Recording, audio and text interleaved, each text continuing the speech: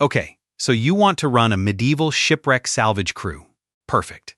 Your inventory arrives during storms. A merchant ship strikes the rocks. Barrels roll through the surf. Bundles of cloth drift toward the beach. Somewhere inside that wreck may be wine, wax, iron, grain, spices, or silver. You launch a boat. Your crew drags the cargo ashore. Then you sell everything and become rich. This appears to be free money. It is not. The boat needs repairs. The ropes need replacing. The workers expect payment before the cargo is sold. The tide can reclaim the wreck within hours. A rival crew may reach it first. A coastal lord may claim the beach. A merchant may claim every identifiable barrel. One living survivor can change the legal status of the entire wreck, and the fortune filling your warehouse may belong to someone else. So what do you actually own? Perhaps you only own a growing pile of expenses. We are going to follow every rope, barrel, wage, fee, and disputed coin. Because reaching the wreck is only the first race. Getting paid is the second. Our setting is the English coast around the year 1300. The coastline is busy with fishing boats, coastal traders, and cross-channel shipping. The surviving evidence gives us laws, claims, grants, and disputes. It does not give us one perfect account book for this exact business. The daily wages and operating totals are not. Any figures used later are modeled units, not recovered historical prices. The first asset is not the wreck. The first asset is information. A lookout stands on the cliff. A storm creates the opportunity. Information decides who reaches it first. You pay a lookout during weeks when nothing happens. Then one warning gives you a 30-minute lead. 30 minutes may decide whether you recover cloth or wet rope. You are buying time before the tide changes. The second asset is a working boat. It must carry people, rope, hooks, tools, and recovered goods. It must also survive the same rocks that destroyed the merchant vessel. A cheap boat may also become part of the wreck. The third asset is access to the shore. You need a path for carts. You need storage close enough to move cargo quickly. A rough cove beside a usable track may be far more valuable. The fourth asset is authority. Rights over wreck could belong to the crown. Those rights could also be granted to a lord, town, monastery, or other franchise holder. The holder may never touch a rope. The holder may still control the most profitable part. You can work under that authority. Or you can ignore it and discover how quickly officials can lock a warehouse. Now build the operation. Start with 1,000 modeled units of capital. Again, these are modeled units, not medieval prices. Spend 220 units on a broad working boat. Spend another 60 making the hull ready for rough coastal work. Spend 110 on rope, hooks, poles, axes, and lifting gear. Spend 150 on carts, harness, and access to draft animals. Spend 100 on a secure storehouse above the tide line. Spend 90 on permissions, retainers, gifts, or agreements with local authority. That leaves 150 units in cash. The cash looks idle. The cash is the most patient worker you have. It keeps one delayed payment from closing the business. The first open question is already visible. How much capital should remain unused? Too much cash lowers your immediate capacity. Too little cash turns one legal delay into bankruptcy. Now hire the permanent core. You need a master boatman. He reads waves, currents, wind, and underwater hazards. You need a carpenter. He repairs the boat, carts, chests, doors, and lifting frames. You need a clerk. He records marks, quantities, witnesses, expenses, and claims. You need 2 experienced shoreline workers. They know how to secure loads without losing fingers or cargo. Everyone else is hired when the bell rings. Every salvage crew wants the same labor after the same storm. A cart driver may accept a rival offer while you are still launching. The wreck creates revenue. It also creates a temporary labor market. You can pay by the day. Then a slow legal inspection becomes expensive. You can pay by recovered load. Then everyone wants the easiest barrel. Compensation changes behavior. The wrong payment system can send your crew chasing quantity instead of value. You also need a plan for the cargo. Wine is valuable, but barrels leak. Cloth may be valuable, but salt water destroys it quickly. Grain becomes worthless when soaked. A locked chest may contain coins. The most dramatic object is not always the best recovery target. So which cargo should you rescue first? We will return to that when the sea begins choosing for you.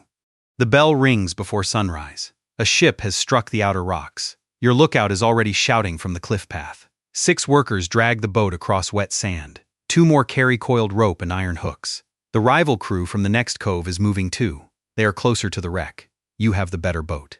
That is the entire advantage. The first wave lifts the bow. The second throws it sideways. 3 workers push from the stern. One falls into shallow water. He stands up with seaweed on his head. The crew laughs once. Then another wave arrives. The sea charges admission before the business begins. The wreck is leaning against the rocks. Part of the deck is underwater. A sailor clings to a broken rail. You turn the boat toward him. Rescue comes first. Your crew pulls him aboard. He is cold, frightened, and very much alive. That is good news for him. It may be expensive news for you. If a man, dog, or cat escaped alive, the ship and cargo were not automatically judged true wreck. A proven owner could reclaim them within a year and a day. You may also have saved the merchant's ownership claim. A survivor changes who may legally receive that value. The sailor points toward the cargo hold. A cask breaks free at the same moment. The hook misses. The rival crew throws another hook. Their line catches the cask. Your second hook catches the same rope net. Both boats begin pulling. For several seconds, 2 businesses play tug-of-war with one barrel. A wave hits both boats. The cask slams against a rock and begins leaking. The wine now belongs mostly to the sea. The failed contest costs more than the barrel. You paid for the launch. You risked the boat. You wasted time. While both crews fought over one prize, 3 smaller bundles drifted away. Competition did not divide the revenue. Competition destroyed it. Your master boatman changes the plan. Ignore the largest object. Recover the goods that lose value fastest. 2 bundles of cloth are trapped beneath broken timber. Men on shore begin pulling. The first bundle clears the surf. The second catches under a beam. The fibers begin to separate. The boat is worth more than both. You order the team to stop. A worker crawls along the wet beam with a second line. A wave lifts the wreckage. He loops the rope around the bundle. The bundle moves. The old rope finally snaps. The second line holds. The worker falls backward into a pile of wet sailcloth. The crew loses 1 rope. The cargo survives. The recovery took 7 minutes longer than planned. Maintenance is not simply an expense. Maintenance purchases reliability before anyone knows when it will be needed.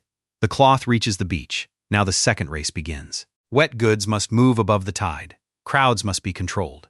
And every cart must move before the road becomes mud. Villagers are gathering along the shoreline. Some bring very optimistic interpretations of ownership. Your clerk marks each recovered item. He records the merchant marks burned into the barrels. That looks less heroic than rowing through surf. It may protect more value than the entire boat crew. A small cask disappears behind the crowd. A man carries the cask toward the dunes. The guard begins running. A full cask is not designed for sprinting. He drops it and tumbles into a patch of grass. The guard recovers the cask. The guard now expects a bonus. The cask has acquired a security cost. The first cart is loaded with cloth, wax, and 2 chests. The driver adds 1 more barrel. The clerk tells him to stop, but he adds it anyway. The cart moves 5 yards. 1 wheel sinks into the wet track. The cart does not. A rival worker offers advice while doing nothing. The horse steps forward. The axle cracks. The extra barrel has delayed the entire recovery. Workers unload the cart into the mud. The rival crew passes with 2 lighter wagons. 1 overloaded trip was supposed to save money. It has now created repairs, delay, and lost cargo time. The tide does not charge by the hour. It simply removes the remaining inventory. You are not losing minutes. You are watching revenue float away.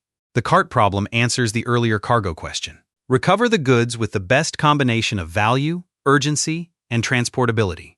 The largest object is useless if it blocks every smaller load. The most valuable object is useless if it cannot reach secure storage. Salvage is not about grabbing treasure. It is about moving the right value before conditions change. By midday, the storehouse begins to fill. Your clerk completes the first inventory. Your workers finally smile. The building looks like profit. Then the bailiff arrives. He asks who authorized the removal. He explains that saving property does not automatically transfer ownership. He orders the doors sealed under official supervision. Nothing may be sold yet. Your workers still expect payment tonight. This is the central contradiction. Physical recovery creates preserved value. Legal recognition determines who can convert that value into money. The time between those events consumes cash. The law of 1275 gives us a clear surviving rule. Where a man, dog, or cat escaped alive, the ship and its contents were not to be judged wreck. The goods were to be kept under official view. A claimant who proved ownership within a year and a day could recover them. If no valid claim appeared, the goods could remain to the king or the relevant grantee. Jurisdiction could still become complicated. The crown might claim prerogative. A lord might claim a franchise. A town might claim custom. A merchant might prove ownership. A crew might demand compensation. Several legal claims can exist around one physical barrel. That barrel cannot pay everyone. So what are your actual revenue streams? The safest revenue comes from a prior agreement. You receive wages, expenses, and perhaps a negotiated reward. You keep a more predictable payment. The second model is working for the holder of rec rights. You provide boats, labor, transport, and storage. The privilege holder takes a large share of the upside. You also perform nearly all the difficult work. The third model is speculative recovery. You hope an owner or authority later recognizes your expenses and reward. It also creates the longest delay. The fourth model is service revenue. You tow damaged boats. You store goods. You guard disputed property. You move cargo to the nearest port. These services are less exciting than a wreck. They may be the reason the business survives calm months. You think the business sells recovered treasure. It actually sells speed, labor, storage, records, and legal cooperation. How should you charge?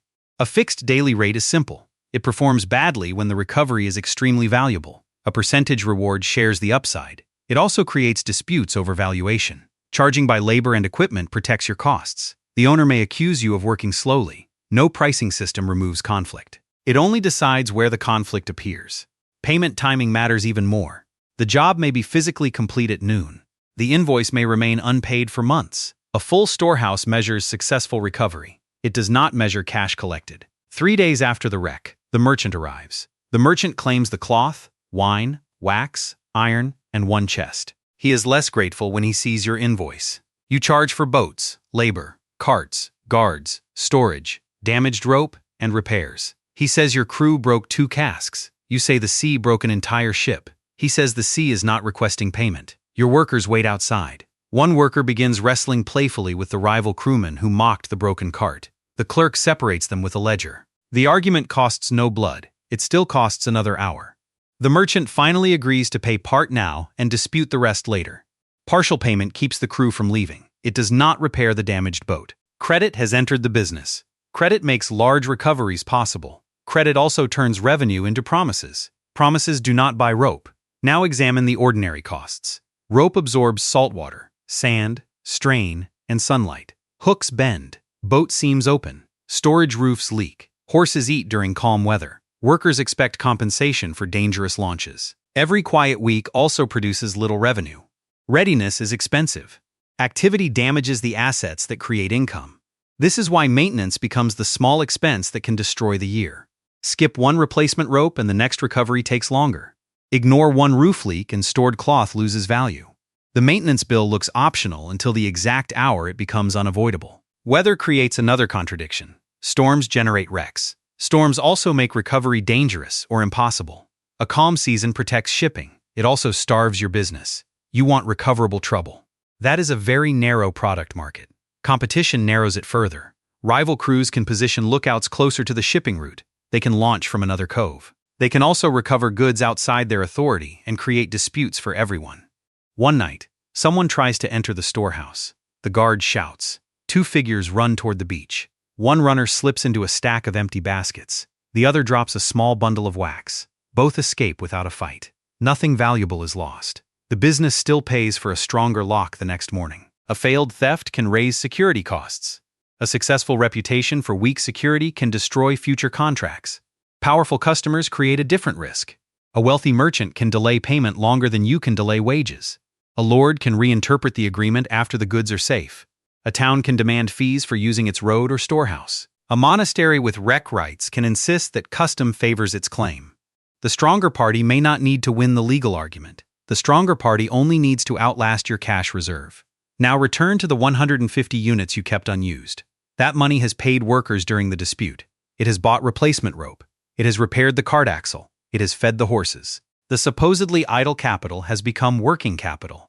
This resolves the first open question. You keep enough cash to survive the delay between rescue and payment. Capacity wins the wreck. Liquidity survives the aftermath. Now model the year. No complete account book survives for this exact crew. The following figures are simplified modeled units. In a good year, 3 recoverable wrecks occur near shore. The cargo is identifiable. Service revenue remains strong between storms. Gross revenue reaches 920 units. Labor consumes 280. Boat, rope, cart, and building maintenance consume 140. Transport and animal costs consume 90. Legal obligations and authority payments consume 80. Storage, security, and credit losses consume 70. Total costs reach 660. Modeled profit reaches 260 units. The good year also wears out nearly every major asset. In an ordinary year, 2 useful wrecks occur. 1 recovery produces low-value timber and damaged grain. 1 merchant pays several months late. Service work fills part of the gap. Gross revenue reaches 640 units. Total costs reach 580. Modeled profit reaches 60 units. The crew worked through storms for the return of a modest shop. In a weak year, the sea remains calm. No major wreck reaches your section of coast. Towing and storage produce 370 units. Standby labor, animals, rent, and maintenance consume 480. The modeled loss is 110 units. A salvage business can be damaged by excellent sailing weather. Then comes the catastrophic outcome. A large merchant vessel strikes the outer rocks at night. You hire extra workers at storm prices. You launch both boats. The second boat strikes floating timber. Water begins entering through a damaged seam. The crew turns back before the boat is lost. The damaged boat now requires immediate repair. On shore, 1 cart overturns in the mud. A rival worker grabs the same chest as your carpenter. Both fall backward into wet sand. By morning, your warehouse contains cloth, wax, metal, wine, and imported goods. It is the richest recovery you have ever completed. The merchant proves ownership. The franchise holder claims the wreck dues. The bailiff seals the warehouse again. The merchant disputes your charges. The privilege holder demands payment first. The guards demand wages. The hired workers demand storm bonuses. The carpenter needs timber for the damaged boat. The cart owner demands compensation. Your inventory is full. Your cash box is nearly empty. You borrow against the working boat. The dispute continues. You sell 1 cart. The dispute continues. You dismiss 2 permanent workers. The dispute continues. The cargo remains valuable. The operation becomes insolvent. Now the final open question has its answer. The worst outcome is not always losing the cargo. The worst outcome may be recovering it successfully and remaining unpaid. Now compare the business models. A speculative operator can earn the largest reward. It can also collapse beside a full warehouse. A franchise holder may earn rent, dues, or a share. That holder does not need to launch a boat. Ownership and labor are not the same economic position. So who performs most of the work? The boatman reads the sea. The shoreline crew pulls the cargo. The carpenter keeps the equipment alive. The clerk protects the evidence. The operator advances the money. The operator may own the boat, tools, and storehouse. The crown, lord, town, monastery, or another franchise holder may control the legal right. The recovered cargo often still belongs to the proven merchant or ship owner. The final profit usually goes to the party with the strongest legal right, bargaining power, and patience. The privilege holder can collect without entering the water. The merchant recovers the surviving cargo after satisfying valid charges and claims. Running a medieval shipwreck salvage crew could be profitable, but it was never a simple treasure hunt. It was an emergency transport company. It was a storage business. It was a security operation. It was a legal gamble. It was a race against the tide. And it was a test of how long your cash could survive after the work ended. You thought the fortune belonged to whoever reached the wreck first. The sea decided what could be recovered. The law decided who could claim it. And the person who controlled the legal right usually controlled the profit.